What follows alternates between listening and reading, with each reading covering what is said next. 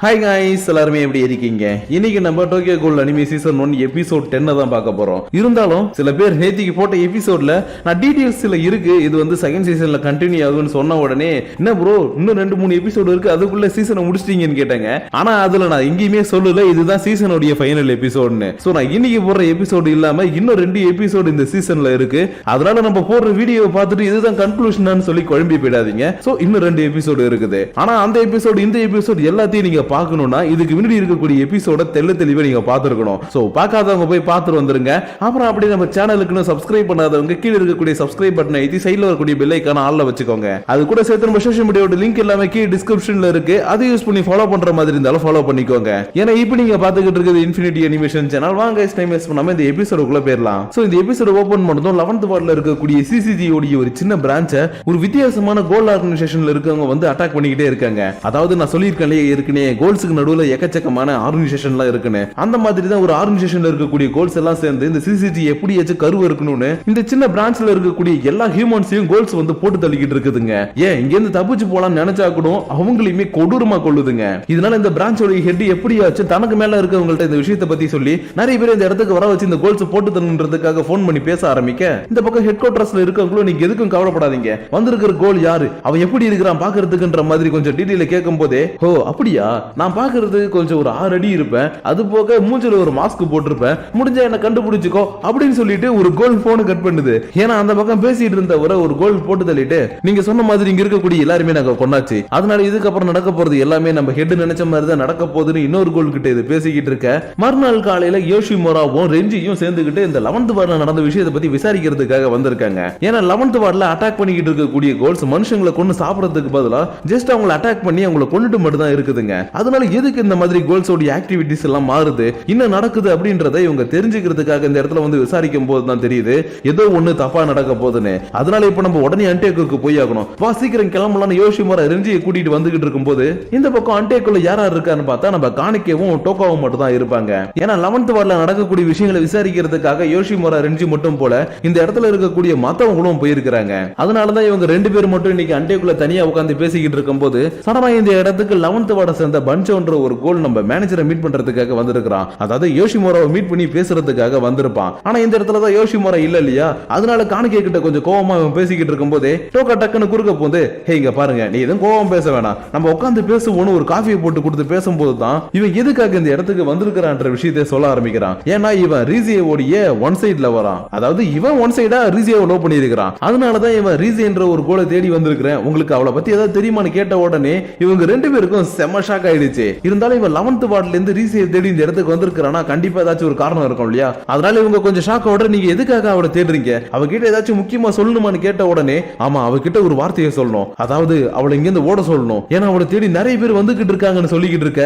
இவனுக்கு காணிக்கை மேல இருந்து ரீசியோடைய ஸ்மெல் வந்துடுச்சு. அதனால இவனை புடிச்சுக்கிட்டு, ஹே உண்மை சொல்லு, உனக்கும் அவளுக்கு என்ன தொடர்பு, ஒருவேளை நீ அவளை காதலிக்கிறியா இல்ல அவ உன்னை காதலிக்கிறாளா, டேய் உண்மையை சொல்றான்னு இவனை அடிக்கிறதுக்காக ட்ரை பண்ணும்போது தெரியாதனமா காணிக்கை தன்னுடைய தலையை வச்சு ஒரு முட்டவோ இவன் நாக் அவுட்டே ஆகிட்டான். சோ இந்த பக்கம் இவன் நாக் அவுட் ஆகி கிடக்கும் போது இன்னொரு பக்கம் சிசிஜில பரபரப்பா ஒரு மீட்டிங் ஒன்னு அரேஞ்ச் பண்ணிக்கிட்டு இருக்காங்க. ஏன்னா 11th வார்டுல ஒரு பிரான்ச்ல இருந்த எல்லாருமே கோல்ஸ் போட்டு தள்ளிடுச்சு இல்லையா, அதனாலதான் நம்ம மேல கையை வச்சவங்கள நம்ம சும்மா விடக்கூடாது, நம்மளும் கவுண்டர் அட்டாக் பண்ணணும். இன்னும் சொல்ல போனா இந்த அட்டாக்ல 11th வார்டுல இருக்கக்கூடிய கோல்ஸ் எல்லாத்தையும் நம்ம கொண்டாகணும்ன்ற மாதிரி வெறி பிடிச்ச மாதிரி பேசிக்கிட்டு இருக்க. ஓ அப்படியா, நான் இதுல கலந்துக்கிட்டேன்னு ஒரு சின்ன பையனுடைய வாய்ஸ் யாரான்னு பார்த்தா காணிக்கை கிட்ட சில நாட்களுக்கு முன்னாடி ஒருத்தன் பிட் பாக்கெட் அடிச்சிருந்திருப்பான் இல்லையா, அந்த பையன் தான். அதனால இந்த பையனை இந்த இடத்துல பார்த்த உடனே எல்லாருமே இவனான்ற மாதிரி பார்த்துக்கிட்டு இருக்கும்போது இன்னொரு பக்கம் அன்டேக்குள்ள நாக் அவுட் ஆன நிலைமையில கடந்த அந்த பஞ்சு இருக்கான் இல்லையா, அவன் இப்பதான் கண்ணு முடிச்சு ஏந்திருக்கிறான். அது மட்டும் இல்லாம இவன் கொஞ்சம் கோவப்பட்டு பேசுனதுனால, இங்க பார்ப்பா என்ன மன்னிச்சிரு, ஏன்னா அவளை பார்த்து பல நாள் ஆச்சு இல்லையா, அதனாலதான் அவன் மேல இருக்கக்கூடிய ஒரு பாசத்துல உன்கிட்ட அப்படிதான் பேசிட்டேன், அதனால எனக்காக ஒரே ஒரு விஷயம் மட்டும் சொல்லு, அவ இன்னமும் உயிரோட இங்க தானே இருக்கிறா அப்படின்ற மாதிரி கேட்கவும்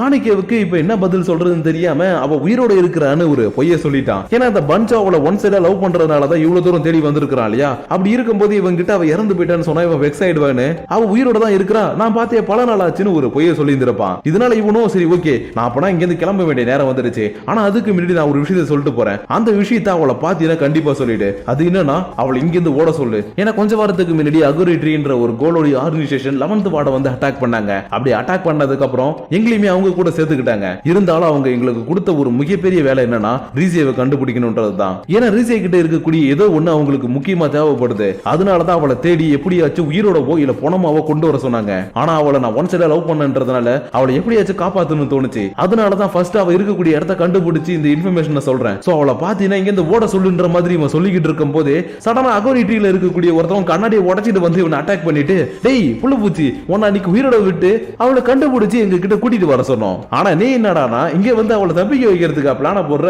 ஒய்யால உன்னை நான் கொல்லாம விட மாட்டான்ன்ற மாதிரி பேசிக்கிட்டு இருக்கும் போதே டோகா டக்குன்னு குறுக்க வந்துட்டா.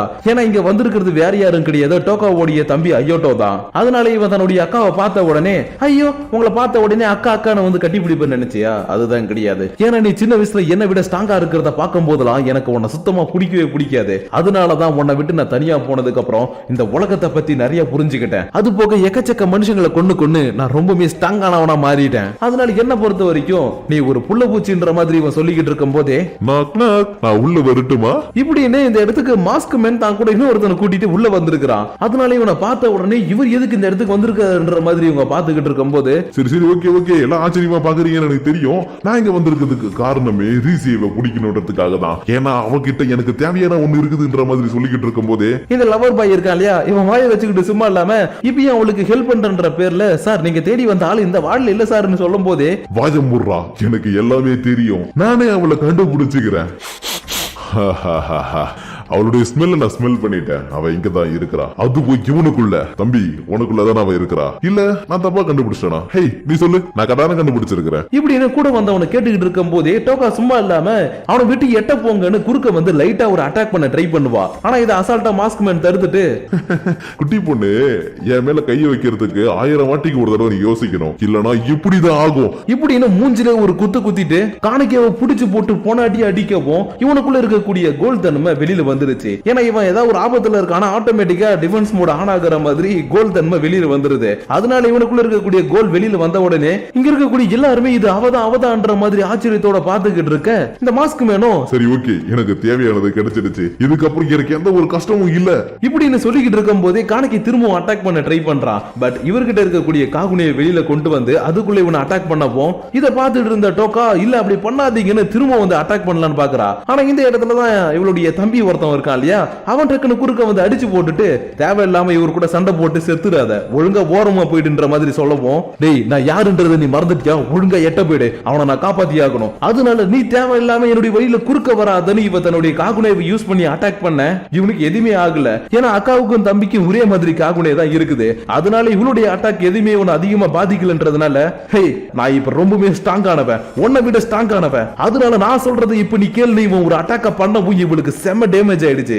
இது போதாதுன்னு இதை எல்லாத்தையும் பார்த்துட்டு இருந்த அந்த மாஸ்க் மேனுக்கு பைத்தியம் முடிச்சிச்சா என்னன்னு தெரியல, டக்குன்னு காணிக்கையை புடிச்சு, ஏண்டா உன்னை காப்பாத்துறதுக்கு எத்தனை பேர் வந்துகிட்டு இருப்பாங்க, இதுக்கப்புறம் நான் உன்னை அடிக்கிற அடியில யாருமே உன்னை தேடி வரக்கூடாது, சாவுடா சாவுடா சாவுடா, அவ பொண்ணத்துக்கும் சேர்ந்து அடி வாங்கி சாவுடா சாவுடா சாவுடான்னு இவனை புடிச்சு போட்டு போன அடி அடிச்சுக்கிட்டே இருக்க இந்த அண்டேக்கு முழுக்க இவனுடைய ரத்தம் தான் செதறிக்கிட்டு இருக்குது. அது போக இந்த ரத்தத்தை பார்த்ததுக்கு அப்புறமும் இன்னும் கொஞ்சம் வெறி கொண்டு இவர் அடிக்க வேற ஆரம்பிக்கிறாரு. அதனால இது எல்லாத்தையுமே இந்த மாஸ்க் மேன் கூட வந்தவன் பார்த்த உடனே, சரி ஓகே இப்போ நம்ம இவரை கண்ட்ரோல் பண்ணலனா இவர் இங்க இருக்கக்கூடிய எல்லாருமே கொண்டுடுவாரு, அதனால இவர் எப்படியாச்சும் நார்மலா மாத்தி ஆகணும்னு தன்னுடைய காகுனிய பவரை யூஸ் பண்ணி இவனை கொஞ்சம் நார்மலா மாத்தனதும் இந்த இடத்துக்கு வந்த எல்லாருமே காணிக்கையை தூக்கிட்டு இந்த இடத்துல கிளம்பி போய்கிட்டு இருக்க, இன்னொரு பக்கம் சிசிஜில ஒரு மீட்டிங் நடந்துட்டு இருந்தது இல்லையா, இந்த மீட்டிங்ல கடைசியா ஒரு கன்க்ளூஷனுக்கு வந்துட்டாங்க. என்னன்னா இவங்க கிட்ட இருக்கக்கூடிய மொத்த ஃபோர்ஸையும் இப்ப 11th வார்டுக்குள்ள அனுப்பி ஒரே நைட்லயே 11th வார்டுல இருக்கக்கூடிய எல்லா கோல்ஸையும் இவங்க அழிக்க போறாங்களாம். அதனால அந்த விஷயத்தை பத்தி இவங்கள்ட்ட சொன்ன உடனே அதுக்காக பிரிப்பரேஷன் எல்லாத்தையுமே இவங்க ஆரம்பிச்சுக்கிட்டு இருக்க, அம்மான் மட்டும் இன்னைக்கு வந்த அந்த குட்டி பையன் யாரு, அவன் எப்படிப்பட்டவன், அவங்க கிட்ட என்ன ஸ்கில்ஸ் இருக்குதுன்றது எல்லாத்தையும் ப்ரொஃபைல் மூலமா தெரிஞ்சுக்கிட்டு இருக்கான். ஏன்னா சிசிஜில 19 வயசுல சேர்ந்த ஒரே ஒரு பையனா இவன் மட்டும் தான்.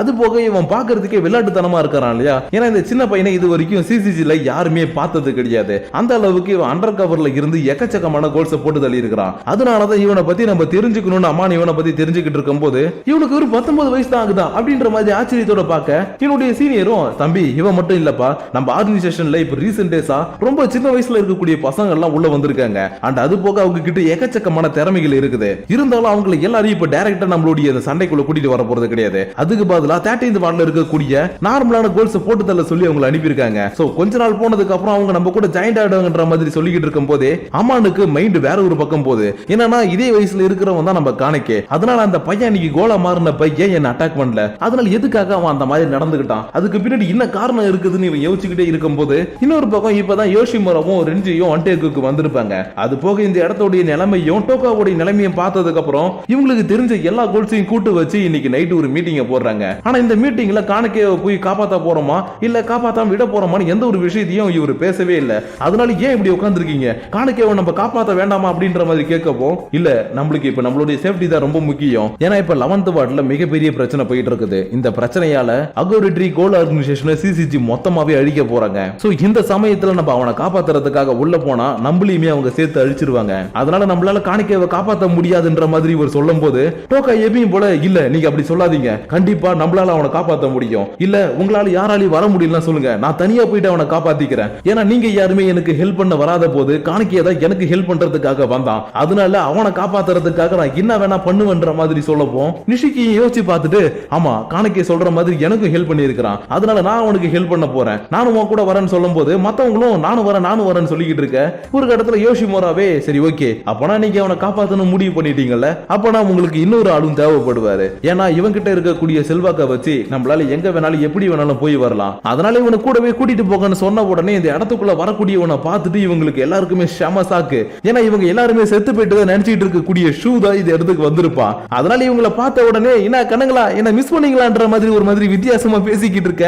அப்படியே இந்த இடத்துல இந்த எபிசோட முடிச்சிட்டாங்க. சோ கைஸ் இன்னைக்கு நம்ம பார்த்த எபிசோடு கண்டிப்பா உங்களுக்கு பிடிச்சிருக்கும்னு நினைக்கிறேன். ஏன்னா இது வரைக்கும் ஒரு ஸ்டோரி அங்கங்க தனித்தனியா போயிட்டு இருந்த மாதிரி இருக்கும். ஆனா இப்ப எல்லா ஸ்டோரியும் ஒரே லைன்ல நேர்கோட்ல வர ஆரம்பிச்சிருச்சு. அது போக நீங்க எதிர்பார்க்காத எல்லாமே இந்த எபிசோட்ல நடக்க வேற ஆரம்பிச்சிருச்சு. அதனால இதுக்கப்புறம் வர போற எபிசோட்ல காணிக்கையை எப்படி இவங்க எல்லாருமே காப்பாற்ற போறாங்க, அண்ட் காணிக்கையை கூட்டிட்டு போனவங்க என்ன பண்ண போறாங்க, இல்ல சிசிசி சேர்ந்தவங்க என்ன பண்ண போறாங்க அப்படின்றது எல்லாத்தையும் நம்ம நாளைக்கான எபிசோட்ல பார்த்து தெரிஞ்சுக்கலாம். அதனால இன்னைக்கு நம்ம பார்த்த இந்த எபிசோட் எப்படி இருந்துச்சுன்றது எல்லாத்தையும் உங்களுடைய பர்சனல் தாட்ஸ் அண்ட் வியூஸா மறக்காம கீழே இருக்கக்கூடிய லைக் பட்டனை தட்டி விட்டுட்டு அதுக்கும் கீழே இருக்கக்கூடிய கமெண்ட் செக்ஷன்ல கமெண்ட் பண்ணுங்க.